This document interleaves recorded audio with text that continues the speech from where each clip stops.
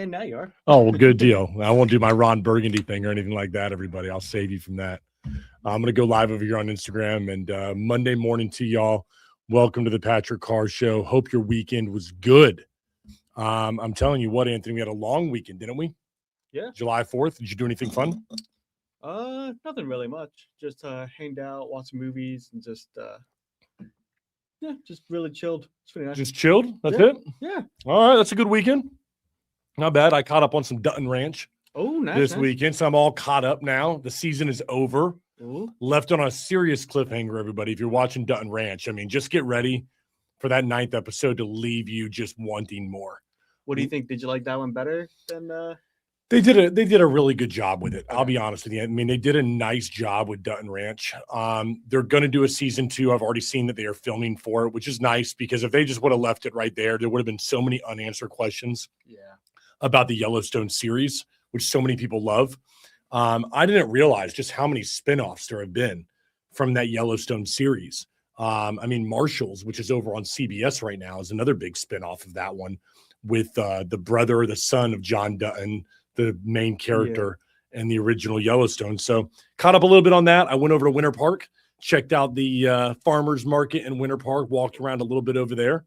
Got myself some new stylish pants here from, and they're not really that stylish, but anyways, I got some of that. So it was a pretty chill weekend, man. To tell you the truth, it was good stuff. Heck yeah, man. Not bad. We got a bunch of stories here for y'all. We got some really good ones here. There's been a lot going on in the news. Listen, I'm going to stay away from the stuff that you can catch everywhere else. Like, the Donald Trump stuff. If I have to hear one more story about Donald Trump, Anthony, I swear, I'm just going to turn my feed off to anything that has the word Trump in it. Just get rid of it. Like, how many stories can be ran about one guy? When we're trying to find this great stuff to bring to people, it's like the guy puts on a fair, and it's like the number one thing in every city in Florida about this, like, 250th anniversary fair that was going on in the Washington. And I'm like, who cares? Yeah. Like, what are we talking about here? There are much bigger issues to talk about. We've got some good ones. We've got some bad ones coming up for you here today. So if you're just tuning in with us, we're going to try to bring you some entertainment. And I'm telling you, I think we've got some great stuff. So sit back wherever you're at right now and enjoy the show. So I want to talk about story number 2, though, because this is something that affects all Floridians. And it was really sparked a few weeks ago when a 13-year-old on an e-scooter was tragically killed on Mother's Day as he went to the store to get his mother's flowers, or to get his mom flowers. He was hit and killed on the road as he was driving an e-scooter. Now, e-bikes and e-scooters, they have exploded on the market. As we know, Anthony, we've done a lot of stories about them here on our show. They now make up more than 60% of the growth in the entire bike industry. People aren't going anymore to Walmart and just buying their kid a bike off, the shelf like we used to. They're buying these e-bikes and they're buying these e-scooters. People are riding them to school every day. You can't go past them. I mean, we've got a school right across the street, Lake Brantley here. We see them all the time when school is in. They zip by on the sidewalk. You can miss them. I'll be honest with you. Sometimes I've even come close to missing them as I make a turn into our building right here. And because they are everywhere, the crashes are skyrocketing and so are the deaths. I want you to listen to this, everybody. In Lake County alone, which is just north of us here in Central Florida, there were 97 bike crashes last year and 6 people who died in 2025. That number is real, and it is definitely getting worse. So what happened? Actually, for once, Republicans and Democrats got together in Tallahassee and said, you know what? We need a law, and we all agree on what we need for that law. And they called it Senate Bill 382. It went through unanimously. Now, for those of you who don't know, in Florida, for something to go through unanimously is insane. We talk about the law here in Florida. Nobody sees something go through unanimously, okay? And it was actually a pretty simple and reasonable law, Anthony. Get this. So it said slow down e-bike speed to 10 miles an hour when they're near people that are walking, track crashes so that we finally know the real numbers, and set up a safety task force, like common sense stuff. We want to keep kids alive. These seem like reasonable things, especially in a state where we have a definite surplus within our budget. DeSantis vetoed it. What? I know. Listen, I am a DeSantis fan, everybody, okay? But his reason for vetoing this law is absolute BS. And if those of you don't, I couldn't believe when I actually dug into why DeSantis vetoes this law. Here's what he says. He said that it would lead to more government surveillance, more speed cameras watching citizens, and he called it, quote, a little bit of an overreach, end quote. Huh? Like, do we really think that what we were doing, we were going to have like guys on cameras at stoplights, like looking at kids on e-scooters and e-bikes, that's going to increase the amount of surveillance that children have? What are we talking about here? Mm-hmm. It leads me to believe that there's somebody who's making a lot of money on e-bikes, and somebody is probably a big donor to the DeSantis Foundation. Somebody is big donor over to the Republicans and said, you know what?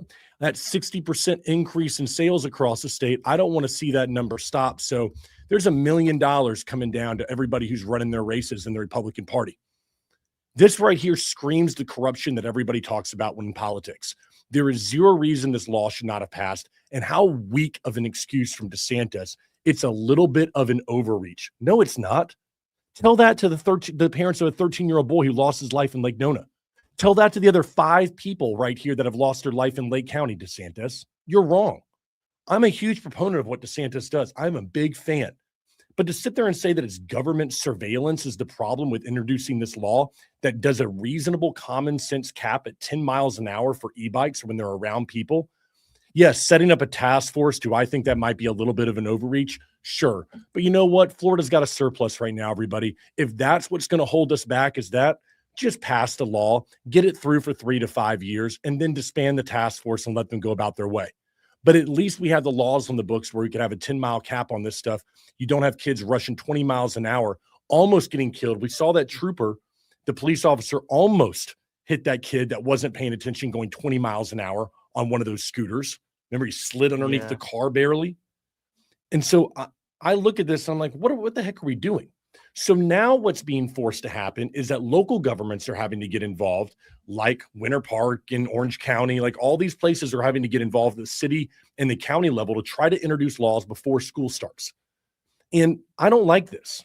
I think to myself, what are we doing in Tallahassee when we have a unanimous bill that passes and we can't get it signed into law by DeSantis because we're saying that we're going to have some surveillance issues right here? This makes absolutely no sense. Now, if you think this is just a kid's problem, you got another thing coming. All right. For those of you who are not aware, it was just a couple of weeks ago that get this, assistant principal was arrested because he was driving drunk on one of these scooters. I couldn't make this up. All right. An assistant principal, a 50-year-old named Kenneth Bevan, just got a DUI for riding an e-bike drunk home from a bar. The cops literally offered him a free ride home. He said, no, man. He said, I ain't doing that crap. I'm getting on my e-bike. I'm a grown-up. I can handle myself, and I'm going home. All right. And they said, nah. And they arrested his butt. Got him a DUI. All right. I believe he pleaded the fifth. And as of right now, I believe he still has his job. Let's see. I think he might still have his job right now. But for me, when I look at that story, I'm like, you got to be kidding me. So it's not just a teenager thing. It's not just a 11, 12, not just a high school thing. There are people that are using these e-bikes all over the place, and we need laws in place that are going to keep these people safe. And when I see that we have this many accidents, this many deaths, it's going to come home to these districts that don't pass laws. And then you're left with a child most of the time losing their life. And when DeSantis comes up with these excuses like this, I hate it, because nobody can look at that objectively and think there's not money involved in that decision, because the reason for vetoing it on a unanimously passed bill is so weak and so erroneous that everyone can look at that and go, who was padding the pockets of the Republican Party? Yeah. There's a video I saw this past weekend. I'm trying to see if I can find it, but it was, I think it was like a group of like 20 like teenagers. Okay. Like at the very most, like 16. They're like all like on e-scooters, just driving downtown and literally going on the highway on I-4 in their e-scooters. I was like, what the heck is going on? It was the craziest video I've ever seen, because I was like, they're like 15, 14 years old just on these e-scooters on a highway. And I'm like, what are they doing? Wow. Yeah, let me see if I can find that video. While you're doing that, I want to give everybody the update here on this DUI story, Anthony. Oh, yeah. So his name is Kenneth Bevan, 50 years old, an assistant principal in Winter Springs High School. Now, he was arrested for a DUI after riding an e-bike late at night. It was a week ago on June the 30th. So then the deputies were called to Mulligan's. This isn't far from us. It's right down the road. To Mulligan's Bar in Wekiva Springs around midnight, where a bartender asked him to leave, and he had complied. Deputies warned him, don't you get on that bike, okay? Which he refused. He also refused field sobriety and breath tests, and he invoked his Fifth Amendment rights. Now, he was since bonded out. He's charged with DUI and refusal to submit to testing. The district said he's outside his contract for the summer, so it's a personal matter versus a district matter. Huh? What? Because he's outside of the school year, getting a DUI is somehow not a matter for the school to take up? Well, that's what they're saying right here. It's a personal matter versus a district matter. Get this, and this is what I hate, Anthony. I hate.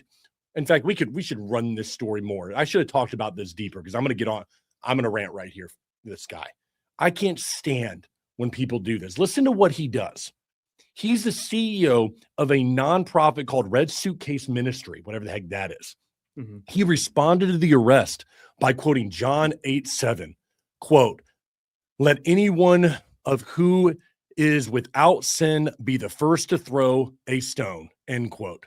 I can't stand people who quote scripture to justify the poor choices in their life. I can't stand people like this. You run some ministry, so you think it's okay for you just to throw out scripture. No, you screwed up. You had a DUI. You refused the requests from officers. And now you want to quote scripture like you're some kind of godly person. And, let me just quote John 8:7. Let any one of you who is without sin be the first to throw the stone. Well, here's my freaking stone to throw at you. Don't drive drunk. Yeah. Because I don't. So don't do it either. Don't put other people's lives at risk. And it's just an e-bike, Patrick. Yeah, until that e-bike swerves into the road, causing somebody to miss it and drives itself into a tree.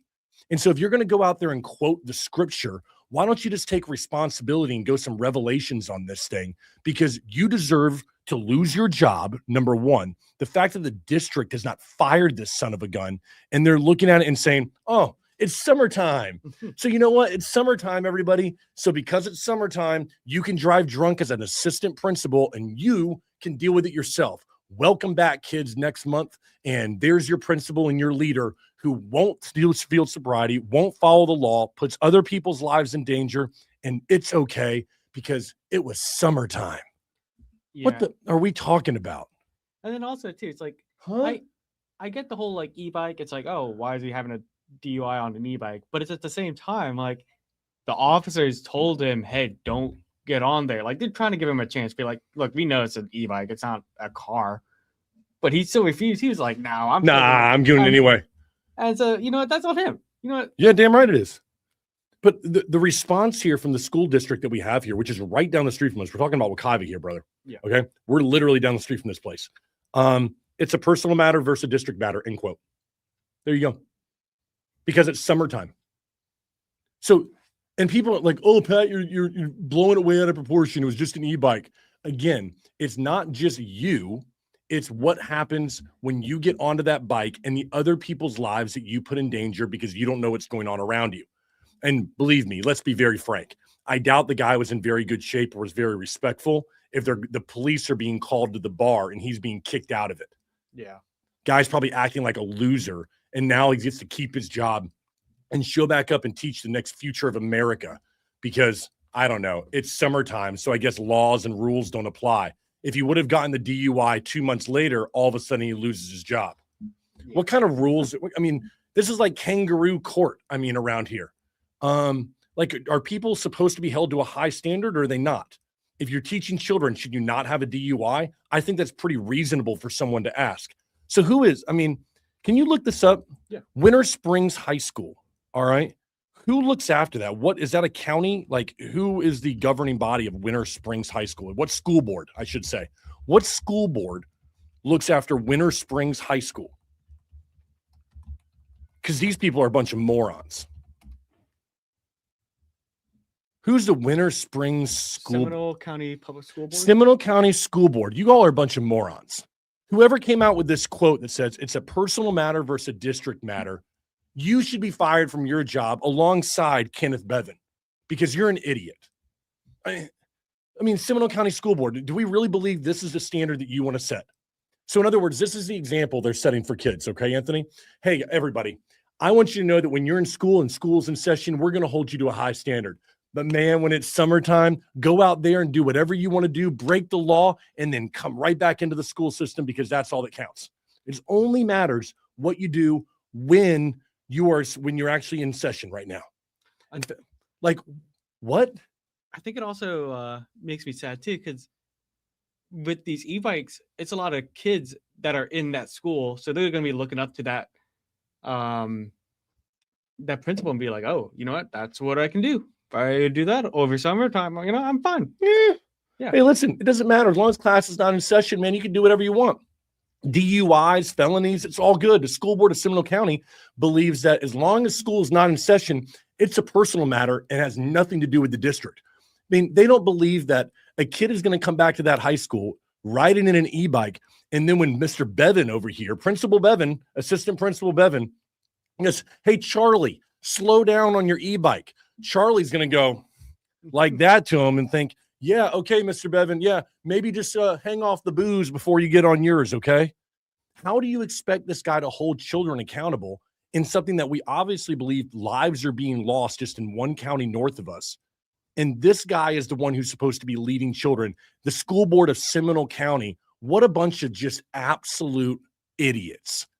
Yeah. I would love to know, and I'm going to have to come out with this, who came out with this quote? Who's the spokesperson for the Seminole County Public Schools, the school board? Because you have got to be one of the most ill-advised, ignorant people to come out with such a dumb quote as that. The example this sets for children and other teachers is insane, in my opinion. Should have led with that part. That's what will get you. I mean, obviously, we need to do something, and I've already said what my solution would be if people want to know. I've said it on the show many times. It is that you need to go ahead and just say e-bikes are for people 16 and up, period, hard stop, end of story. There you go. Mm-hmm. We solve problems. Enough of this. Yeah. Ride a bike like we used to. There's nothing wrong with it, okay? You could probably use the exercise in this country right now. There's enough obese people around here, all right? They could use a little bit of, actually having to run their legs there a little bit. Nothing wrong with it. We all rode bikes as kids. You don't need an e-bike. There's no right in this country to an e-bike, Anthony, right? Yeah. So 16 and up for e-bikes. Let that be the case. Sales will drop. Yes, DeSantis, you get less donations, which is obviously the case right here, but we'll be able to save lives. It's an easy way to do this. I can't believe this didn't pass right there, though, bro. I know, right? All right, let's turn to our third story, and I'm going to tell you what, we're turning this one over to the Clearwater area outside of Tampa. This one's got me frustrated too, and it will have you feeling the same exact way. I want you to imagine this, Anthony. You've got an 80-year-old grandmother. She is over in Clearwater at a retirement home, okay? It's a big place, 275 units that they got over there, and you find out that for 2 weeks, they have not had any air conditioning in the building. That's right, everybody. It's a nightmare. I want you to imagine life right now at the 55 plus and older community called the Hampton at Clearwater. 275 apartments on 8 floors, and residents have gone 2 weeks in this Florida heat. We all know it was a hot one this past weekend with no cool air. Management cannot even give a straight answer to anybody on when this is going to be fixed. This is not uncomfortable, everyone. This is a senior home where you have people that are 80, 90 years old. This is how people die. We all know this. Every time there's a heat wave, Florida, Texas, Louisiana, we see these heat strokes that individuals have. And right now, these individuals are baking over in this place in Clearwater. Now, if that doesn't make you mad enough, get this. Florida, one of the hottest states in the country, there is no law that requires a landlord to give you air conditioning. It doesn't require heat, and it doesn't require cooling. There was actually a bill back in 2021 that was killed. And so right now, all that we have is, well, let's see here.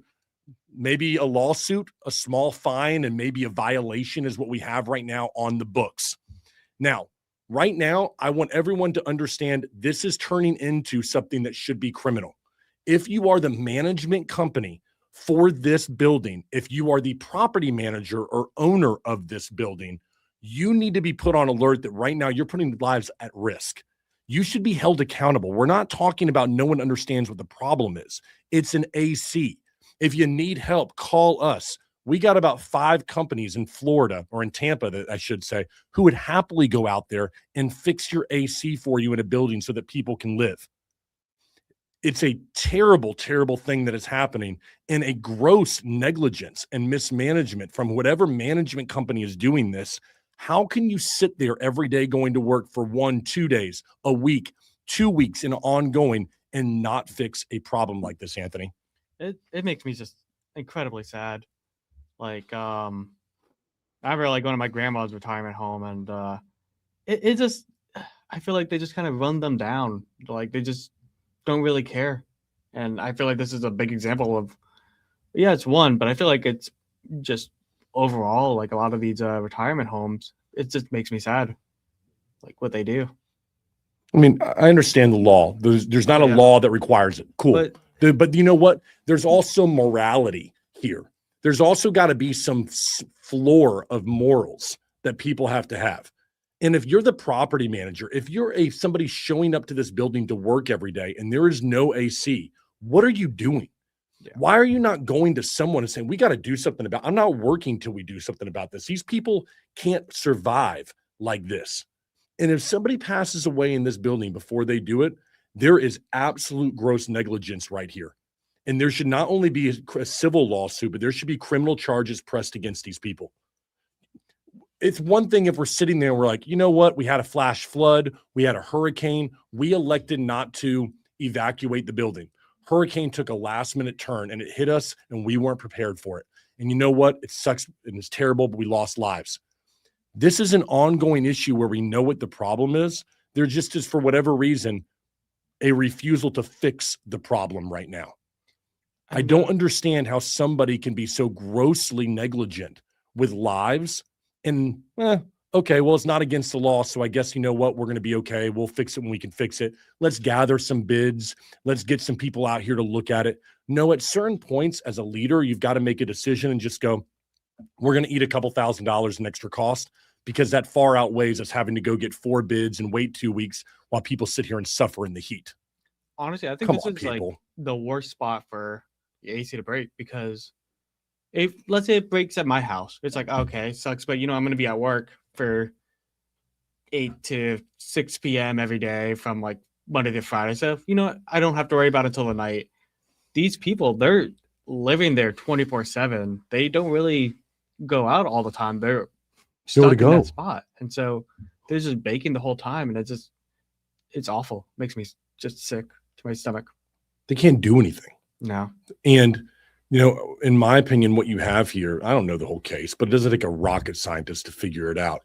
You've got probably a group of people that has no problem collecting rent checks every month, no problem assessing fees or sending that bill to the daughter or son or whatever it is every single month and collecting that rent money that comes in. No problem doing that.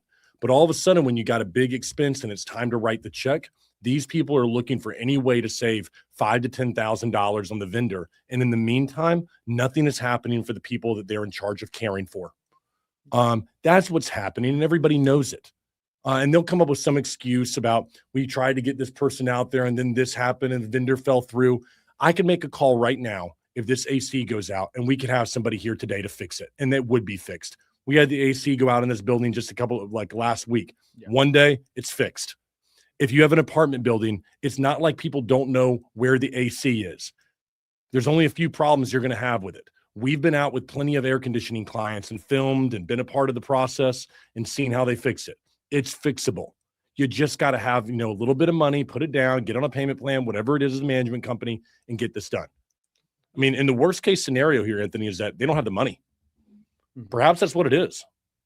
Maybe this management company is so poorly managed, they don't have $100,000. Maybe they've gotten quotes and they're sitting there going, we don't have the money. What are we going to do? Maybe they're trying to get the funds. Maybe we have a mismanagement so gross here that they don't have the money to make these repairs.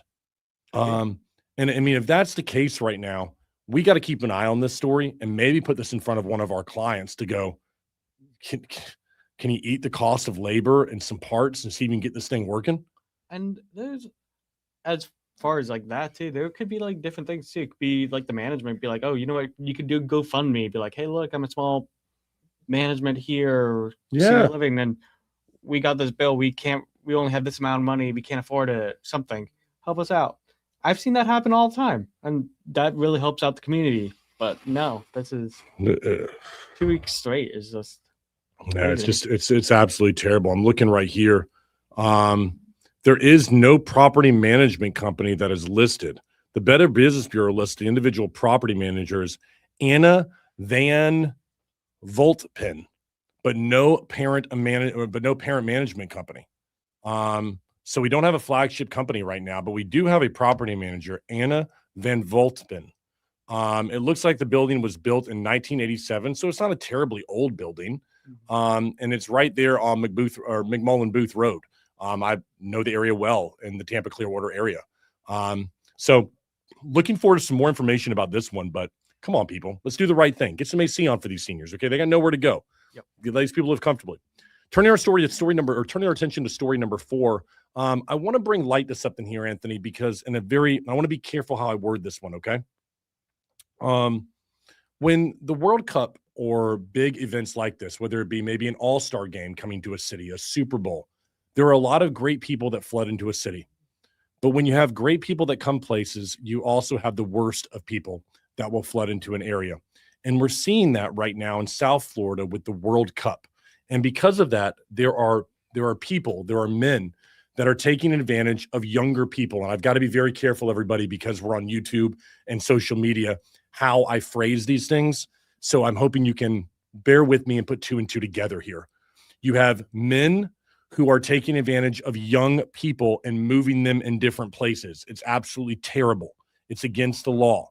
And luckily, and a very fortunate, there were some of those people that were caught over the weekend who were trying to do terrible things with young people.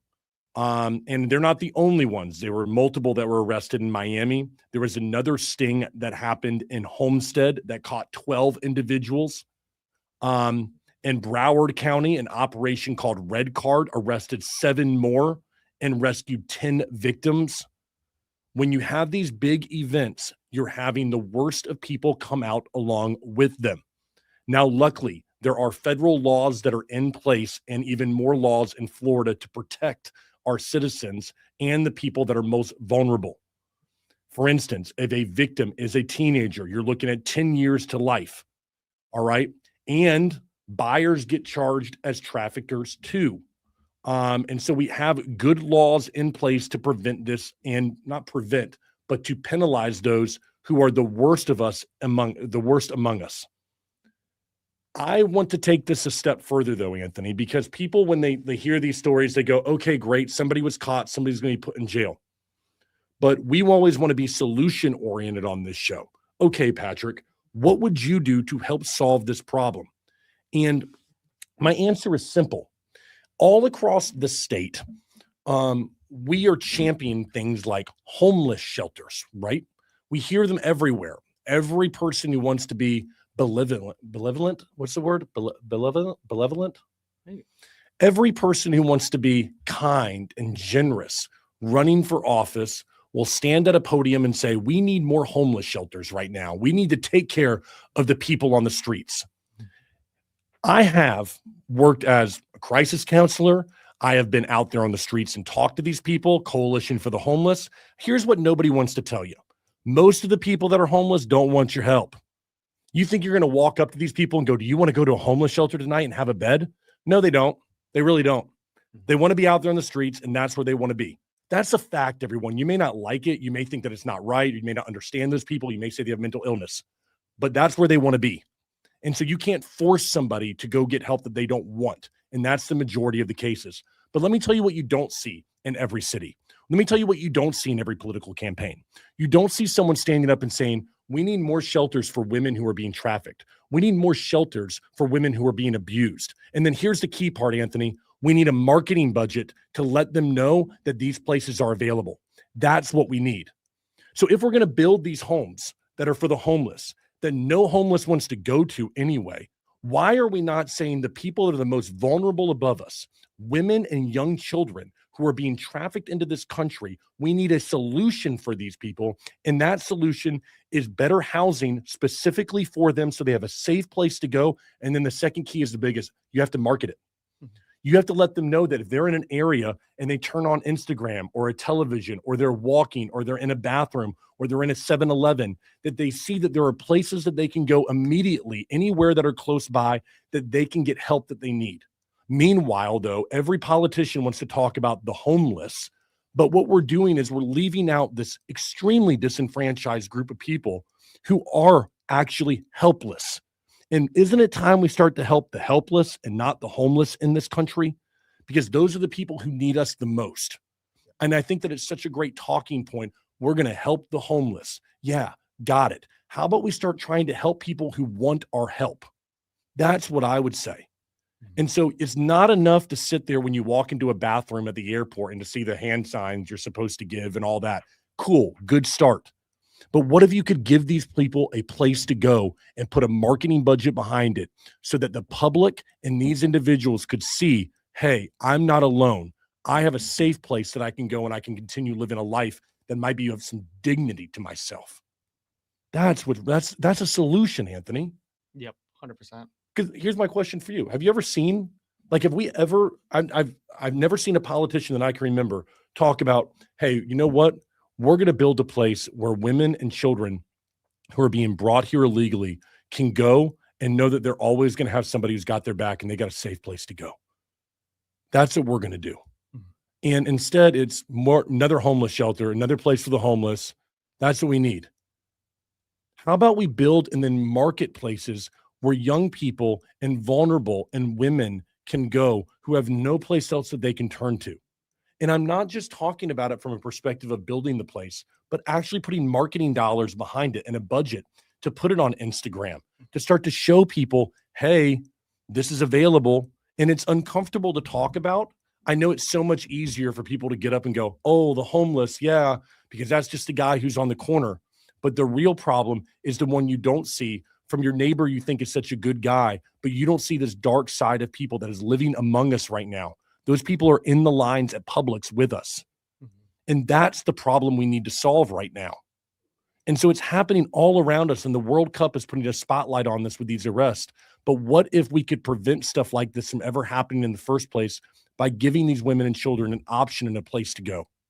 That's how you begin to solve this problem. And some people will say to me, Anthony, they're going to go, well, Patrick, these places already exist. No, they don't. For this reason, nobody knows about them. Yep. It's like we tell our clients, you can have the best service, you can have the best facility, but if no one knows that facility is there and people don't know that's available to them, you don't have something great. You've got a building that is sitting there. Come on, people. We can do better than this for young people and for women, for children. The against the absolute worst in society, we need to bring out the best in ourselves. Yeah. What do you think about this one? No, fully agree too. We definitely need to help them out too. And honestly, you have a good point too with the homeless too. You can give them a home, but they just don't really want it. They don't want it.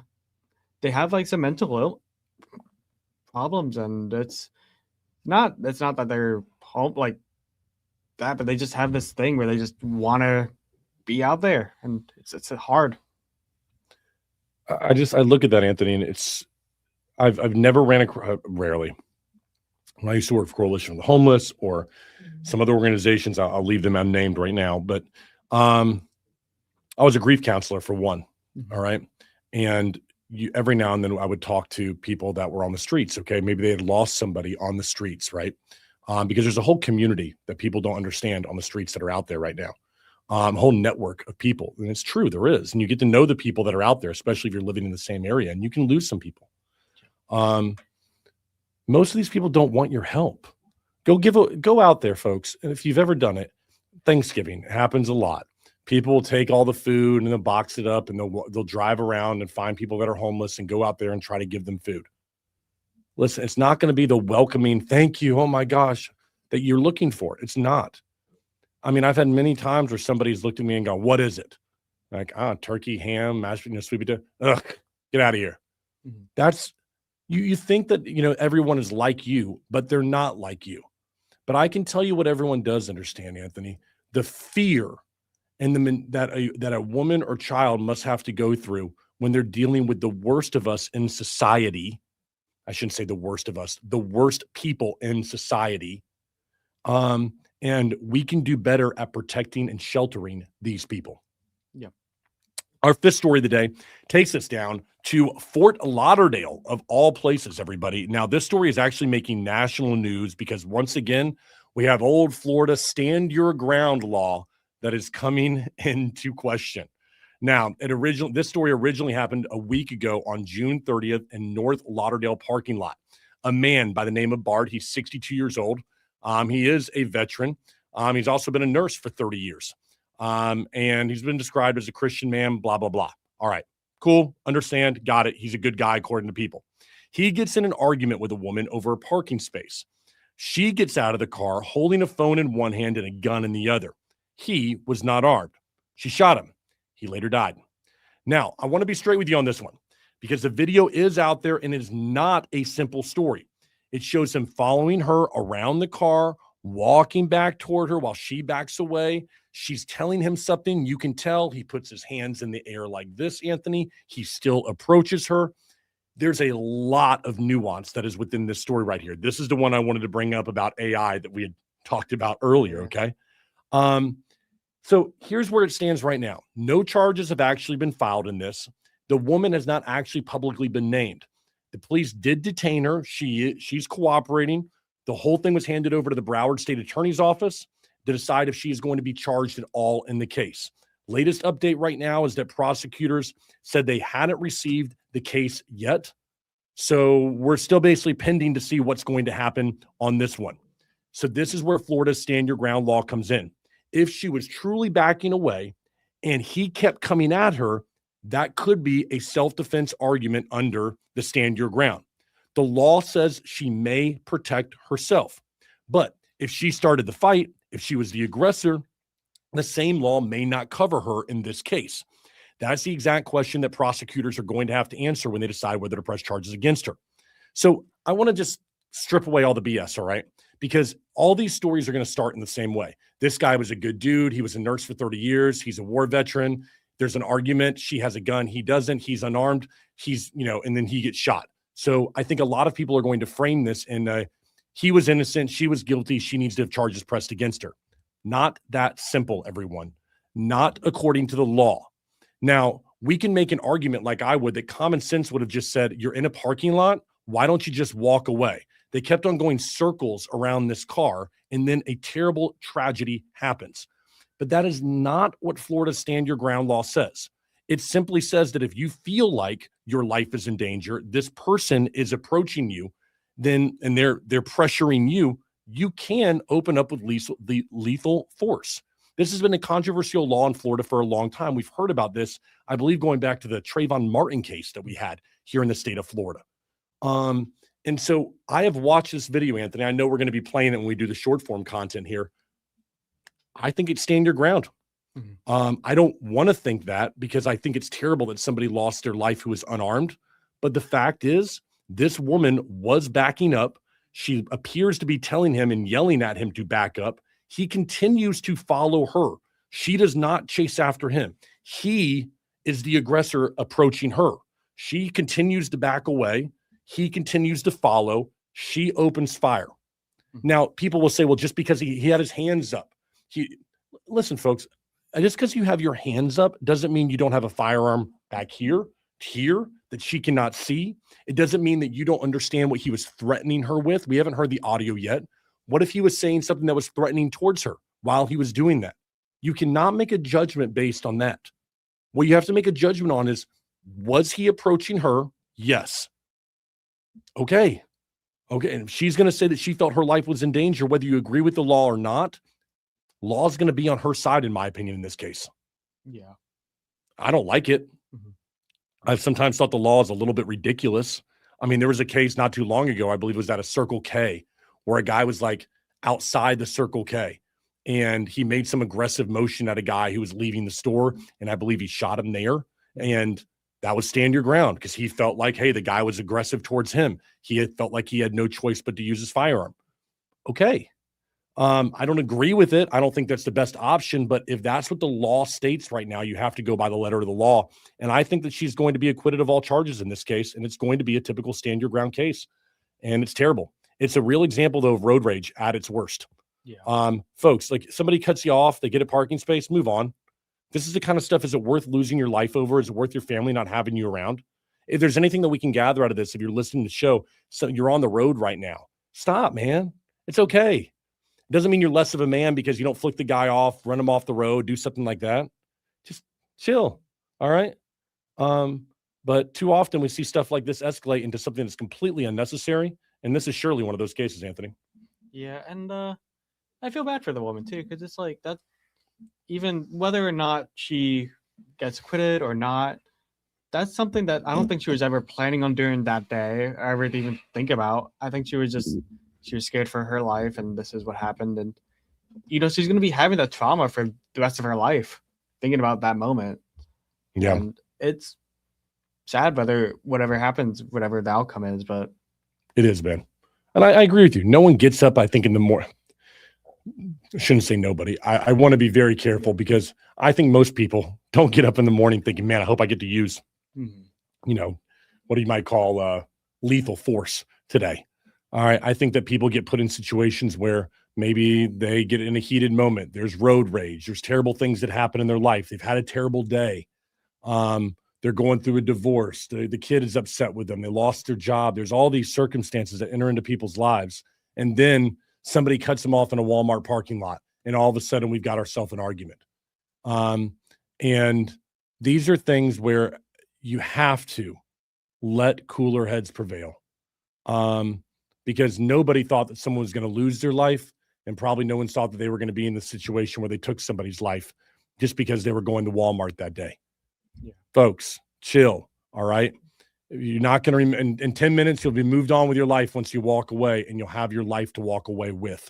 Our sixth story takes us over to Tampa, everyone. I had to cover this one because, Anthony, it made me feel like an absolute idiot. All right. There is a state record this year in GPA right over in Hillsborough County, not too far from us right here. I thought straight A's was like a 4.0, bro. Like, hey, man, you got a 4.0, you got straight A's. Yeah. Nah, not the way it works. A kid graduated over from Steinbrenner High School with, get this, man, a 11.84 GPA and almost 12 GPA. And I was like, okay, well, this is kind of interesting. I guess that you can take classes like AP classes, dual enrollment, where you go to college and school, and it adds to your GPA. So you get a weighted GPA and an unweighted GPA. And so his weighted GPA was a state record 11.84. Of course, he had gotten straight A's, but he'd taken college courses and a bunch of other stuff. And in a show where we often talk about like some things that are bad, this kid is a badass. Like he started this investment club inside of his high school. He just crushed it. He's going to, I believe was it Duke where this guy is going? Yeah, he's going to Duke to study economics. And he says this, he goes, when they asked him about having an 11.99 GPA, he goes, quote, 11.99 sounds ridiculous. Like he's able to make fun of himself. Like, yeah, this is a little bit insane. Yeah. All right. But I mean, hey, he set the record. So he's got an 11.9. I was wrong on this one. It was 11.99 GPA. The old record was a measly 11.84. The guy's a 17-year-old. He was valedictorian, like I said, at Steinbrenner High School. That's over in Lutz, which is over by Lando Lakes outside of Tampa. And I love people like this who he said that he found time for friends and pickleball and some other things while he was in school. And now he's going to go over to Duke and study economics and make a lot of money. I love it. Good for you, bro. Go make a ton of money. Be a normal guy. Sounds like this guy is somebody that gets it. You know what I'm saying? Mm-hmm. Oh, yeah, I can't pronounce his name, so I'm not going to try. but he sounds like a kid like in high school. I probably would have thought, man, this kid's pretty cool, man. He's getting it. He might be a little nerdy, but I'm telling you, man, he was over there doing his thing. And in a school where, I went to Hillsborough County schools. There was no one teaching you about investments. This kid went and started an investment club. I bet they made some money. I got a feeling this guy knows how to invest. Oh, 100%. I mean, this guy just gets it, He probably already has a whole investment already. Oh. He probably has. Bro, if I could pronounce your name, I'm not going to try. I'd love to talk to this guy. Yeah. I would love to interview him. Just like have him call in. Mhm. If I don't that be Bashkar, I can't pronounce his name, bro. He's probably thinking, what an idiot. Guy can't pronounce my name, and I've got an 11.99 GPA. This guy, man, what a moron he is. He's right. Can you pronounce that? Do you see on the top of the story? Yeah. Bhaskar? Bhaskar is definitely the last name. Bhaskar. So Mr. Bhaskar. Yeah. We need to get this in front of you, bro. Let me tell you what, Mr. Bhaskar, if anybody knows this guy or knows his family, get this guy to reach out to us. We would love to talk to him because I just love great stories like this. I'd love to know how he did it, prioritized his time. Man, 17 years old, man. I was doing stupid stuff like trying to go to high school parties and drink Hunch Punch, like with Everclear. I mean, this guy is over here just dominating and finding, he found some time for some pickleball, Anthony. So, and then he's cool enough to make fun of himself, man. 11.99. Yeah, it sounds ridiculous. I love this. And then my favorite story of the day, bro. This one's coming to us from South Florida, but it has Orlando ties. There is a guy who's about to run a 50K in all 50 states in 50 days. Woo! His name is Brady McDonald. He's from Cape Coral, and I want to put the numbers to this because they are insane. A 50K, it's 31 miles. He's going to run that. That's 31 miles in 50 states on 50 straight days. That adds up to 1,553 miles. Nobody's ever done it, and guess where he started it? Right here in Orlando, July the 25th. He's kicking this thing off. Why is he doing it, though? He's not doing it for some medal or trophy or Guinness Book of World Records. He's doing it to raise over $1 million for Make-A-Wish. That's enough to grant 100 wishes for kids that are fighting deadly diseases. Every $10,000 is one more Make-A-Wish for a sick child. He's going to go live, and he's going to live out there we go. He's going to live out of a wrapped RV with his wife and kids, crossing the entire country in one brutal run at a time. I freaking love this. The guy is quoted as saying, "It's going to be horrible. It would be people's worst nightmare." Then he said this, quote, "But that's okay because God asked me to do this and we're going to get it done." No whining, no excuses, just a guy who says, it's going to hurt, but I'm going to get it done for these kids. I freaking love this. Unlike our other story earlier where the guy's trying to invoke, John whatever as he gets arrested for DUI. I love when people like this are saying, I've got a higher calling, and it's going to be painful, and it's going to hurt, and it's going to suck. But I know that I'm going to pull my way through this because there's a higher calling for me to do this. Yeah. That's powerful right there. He's not his first time doing this. Okay, Anthony. He's already run 300-mile races. He's raised over $500,000 for kids already. No athletic background. The guy himself just came up with this. His whole belief is what drives him, and just a simple purpose that you can do something when you have a higher calling and a purpose in your life to do something special for other people. I freaking just love everything about this right here. It reminds me of that scene in Forrest Gump. Oh yeah, it does, doesn't it? Yeah.